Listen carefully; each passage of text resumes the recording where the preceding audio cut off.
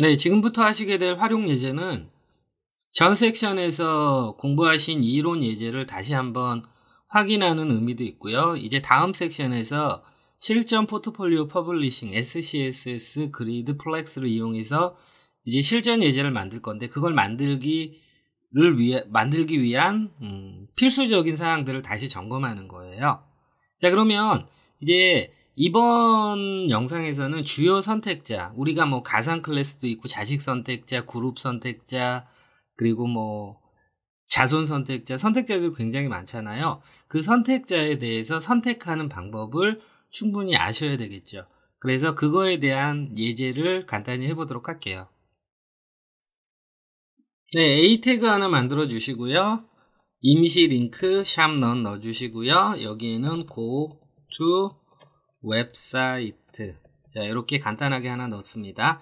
자, 그리고 A 태그에 클래스 네임 하나 넣을까요? 클래스 네임은 텍스트 링크라는 이름 넣었어요. 자, 그리고 CSS 연결하시고요. 그리고 와치사스 할게요.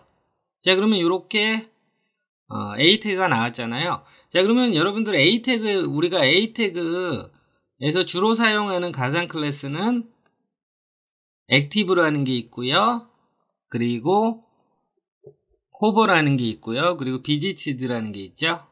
자, 그래서 비지티드는 저 링크를 한번 방문했을 때 표시해주는 스타일이고요. 액티브는 마우스를 클릭하고 띄지 않은 상태. 그리고 호버는 마우스를 올렸을 때 이렇게 되는 거죠. 자, 그러면 제 주석 처리하고요. 텍스트 링크 스타일이라고 할게요. 자, 물론 호버나 액티브 정도 쓰지 비지티드는 뭐 거의 쓰지는 않을 거예요. 그런데 일단은 우리가 먼저 한번 해보도록 할게요. 자, 그러면 텍스트 링크라는 A 태그가 있잖아요. 자, 그래서 텍스트 데코레이션은 none 없앨 거고요. 그리고 최초의 컬러는 이렇게 검은색으로 할 거고요. 제가 조금 크게 볼게요. 자, 그 다음에 이제 뭐 이 정도면 되겠네요. 자, 그러면은 이제 점 텍스트라고 되어 있는 부모 요소의 선택자를 이렇게 받아올 수도 있고 전체를 받아올 수도 있잖아요. 전체를 받아올 때 우리가 뭐 했었어요? 요 앰퍼샌드라는 걸 썼었죠. 자, 앰퍼샌드의 BGTid라는 가상 클래스를 쓰고 이제 한번 방문했을 때는 저는 컬러를 퍼플로 바꿀게요. 자, 그러면 이거를 제가 한번 눌러볼게요. 자, 눌렀으면 최소한 눌렀다는 얘기는 이 링크, 이게 임시 링크이긴 하지만 눌렀다는 얘기는 한번 방문했다는 얘기니까 보라색으로 바뀌었잖아요. 자, 그리고 액티브라는 거. 액티브는 마우스를 누르고 띄지 않은 상태예요. 자, 이거는 제가 컬러를 레드로 해볼게요. 제가 마우스를 클릭하고 띄지 않은 상태예요. 이때 go to 웹사이트라는 텍스트가 레드가 되죠. 자, 그리고 호버라는 가상 클래스가 있죠. 마우스가 올라갔을 때는 저는 컬러를 블루로 할게요. 그쵸?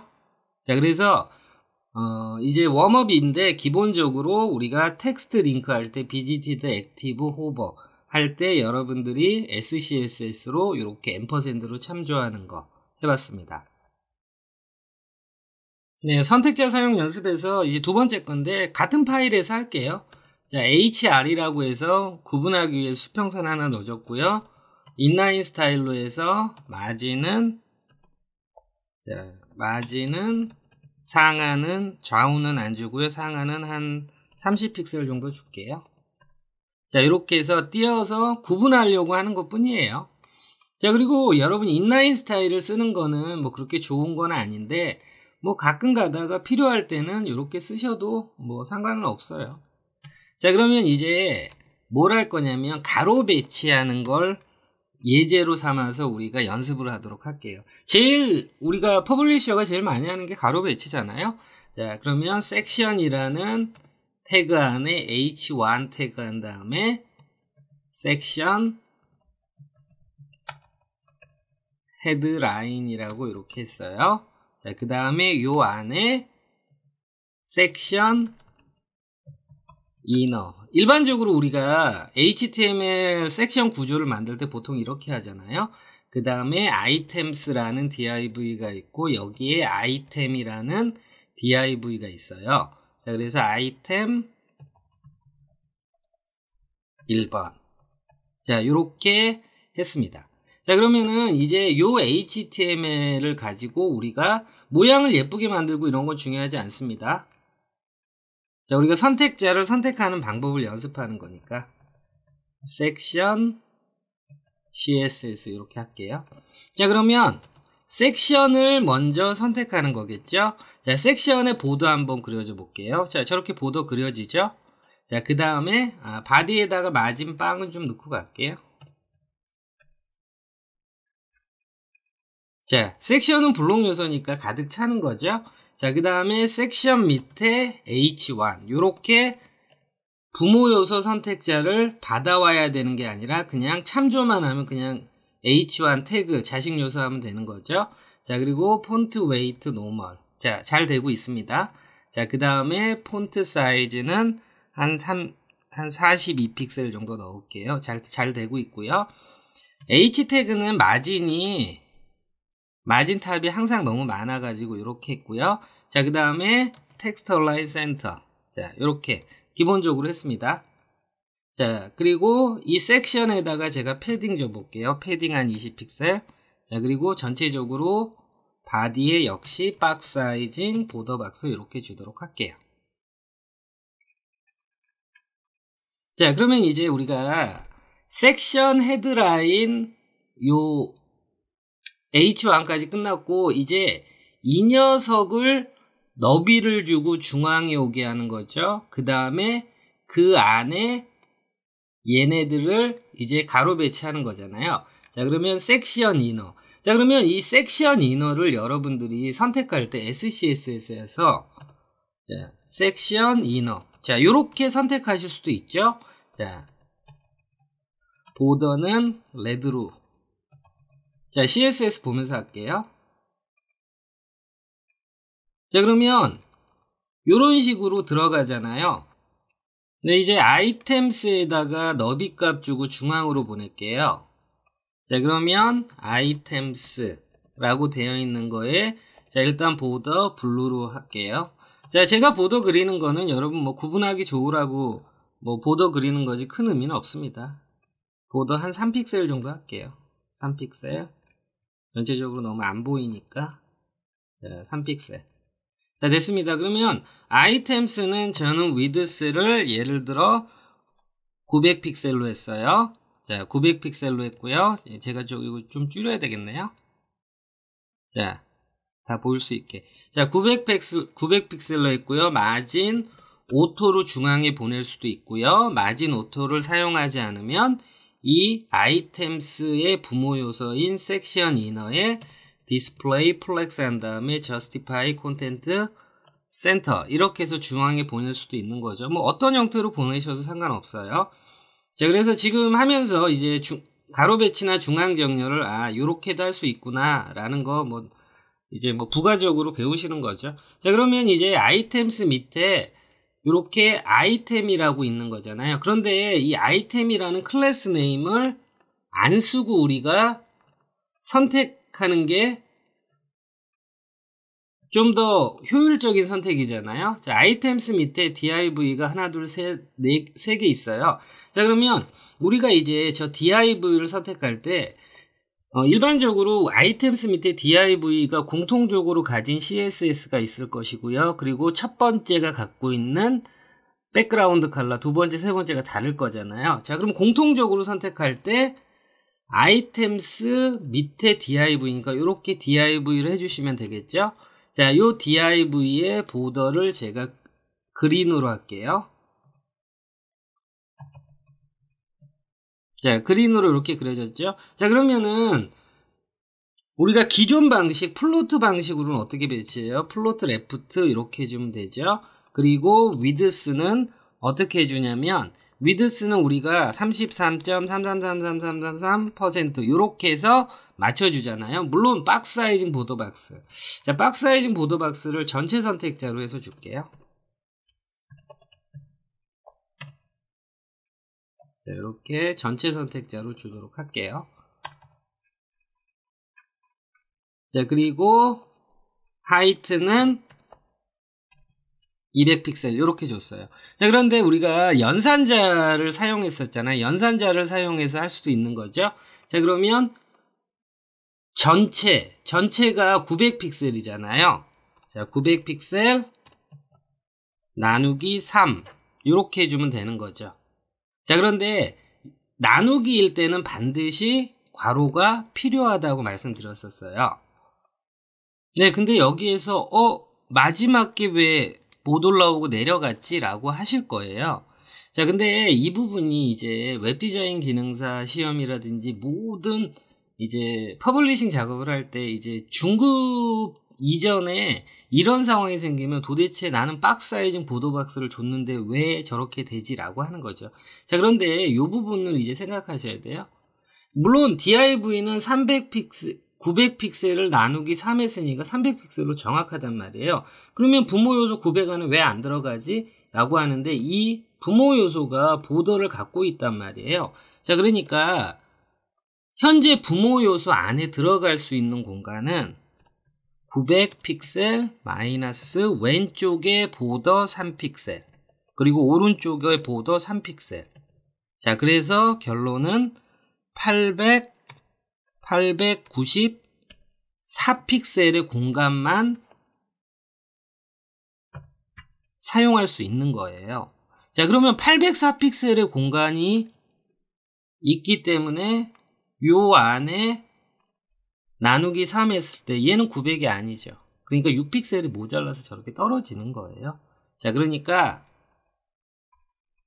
자, 부모 요소가 이거는 우리가 임시로 하고 있는 거잖아요.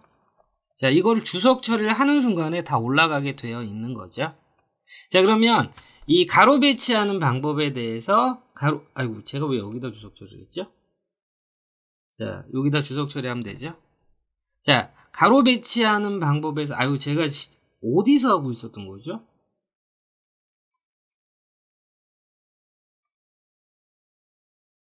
자, 요 보도를 제가 지워서 그렇네요. 자, 그리고 요거 보도 지워주고. 제가 CSS에서, SCSS에서 해야 되는데, CSS에서 하고 있었나요? 또 생긴 게 똑같이 생겨가지고.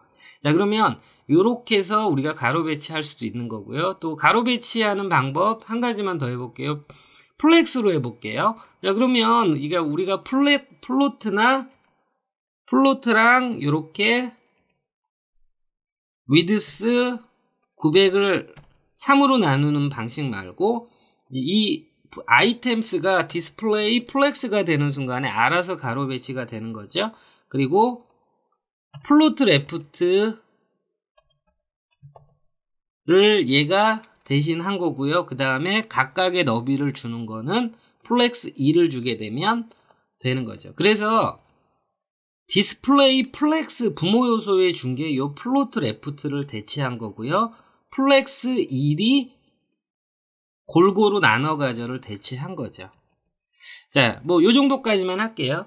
자, 그 다음에 이제 우리가 가상 클래스로 nth child를 선택할 거잖아요. 자, 그러면 div의 가상 클래스 nth child를 할 거니까 부모 요소 참조로 받아와야 되겠죠.